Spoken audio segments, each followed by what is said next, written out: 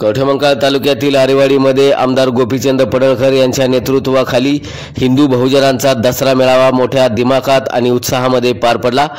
यामध्ये ओबीसी आणि धनगर आरक्षणासह जयंत पाटील यांच्यावर पुन्हा एकदा गोपीचंद पडळकर यांनी जोरदार निशाणा साधलाय। पाहूया। तो विषय मिटला।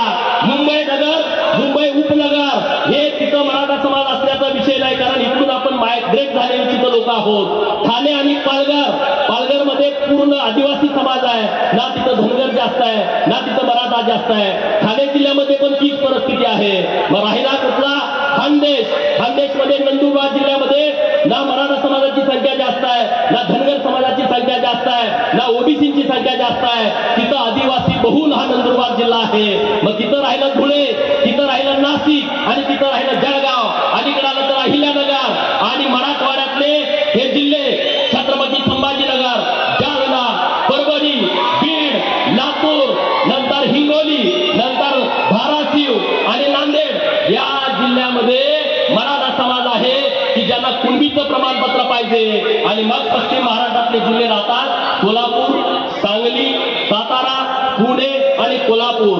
हे जिल्हे नीट समजून घ्या। या जिल्ह्यातल्या ज्या लोकांना ज्यांच्या नोंदी शोधून ज्यांना मराठा कुणबी किंवा कुणबी मराठा हा दाखला दिलेला आहे, त्यांचा एक वेगळा प्रवर्ग तयार करा। जसं आता मराठा समाजाच्या नेत्यांचं सुद्धा म्हणणं आहे की आम्हाला राजकीय आरक्षणाची गरज नाही, आमच्या पोराबाळांच्यासाठी शिक्षण आणि नोकरीचं आरक्षण आहे, आम्ही त्याला विरोध करत नाही। शिक्षण आणि नोकरीचं आरक्षणाचा प्रवर्ग वेगळा करा। जसं विजय एनटी आहे, एनटी ब आहे, एनटी क आहे, एनटी ड आहे, तसं मराठा कुणबी मराठा यांच्यासाठीचा एक प्रवर्ग वेगळा करा। त्यांची संख्या मोजा। दाखले किती दिले मी जबाबदारीने बोलतोय, मी कुणाची तरी खोड काढण्याच्या हिशोबाने बोलत नाही। 0.25% आरक्षण अत्यंत जबाबदारीने बोलतोय। मराठा कुणबी आणि कुणबी मराठा या प्रवर्गासाठी द्या आणि त्यांना नोकरी आणि शिक्षणाचं आरक्षण द्या, राजकीय आरक्षण देऊ नका। हा गावातला वाद विषय संपून जातोय। संपतोय का? माझी जी भूमिका आहे ती तुम्हाला पटते का? म्हणजे आमचं आणि मराठा समाजाचं गावात भांडण नको आहे, आम्ही भांडण करू शकत नाही।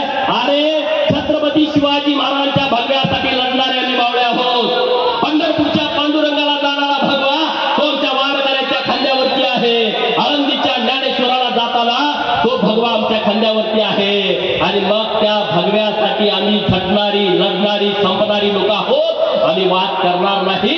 हा एक प्रवर्ग वेगळा करा। बिहारमध्ये तसं आरक्षण आहे, पिछडा वर्ग, अति पिछडा वर्ग।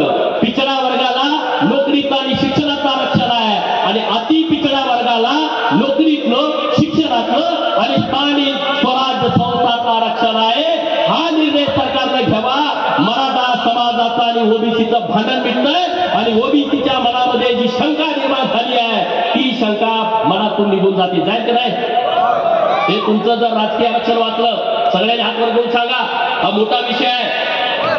मराठा आणि ओबीसीचा वाद मिटून जाईल। आमचा असा प्रवर्ग तयार करा, तो सरकार करू शकतं। एनटी विजय एनटीचा प्रवर्ग राज्य सरकारने केलाय, तसा हा वेगळा प्रवर्ग राज्य सरकारनं तयार करावा अशी मागणी आपल्या माध्यमातून मी सरकारकडे करतोय।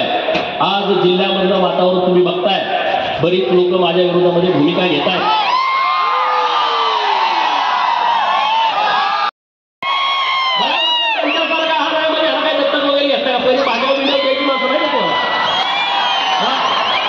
आपल्या घरात आई आजी सांगते ह्याला बांध्यावरती घेतलाय, अमुक केलंय, तमुक केलंय, तो यांच्या मागे फिरत आला होता म्हणून आम्ही घेतलाय। आपल्या गावात कितीतरी अशा असतो रे, गावात हे तुला मी काय सर म्हणते तुम्हाला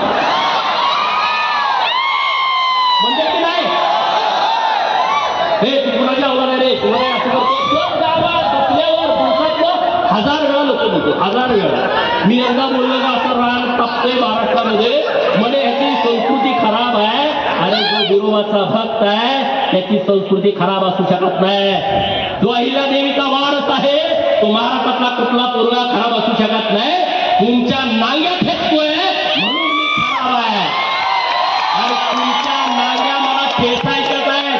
आता ज्यांचा आरक्षणाचा लय कळवळ आलाय, जे ते उपयोग होतोय, धनगर आरक्षणाला आमचा पाठिंबा आहे, धनगर आरक्षणाला आमचा पाठिंबा आहे। तुमच्या बापाचं पत्र घेऊन द्या की रे देवरावकडे लिहून द्या की आमचा धनगरांचा पाठिंबा आहे. इकडे धनगराचं आंदोलन चालू झालं, तिकडे त्याच दिवशी आदिवासी कसं काय आंदोलन करतात रे? कोण आहे त्यांच्या मागं? कोण आहे त्यांच्या मागं?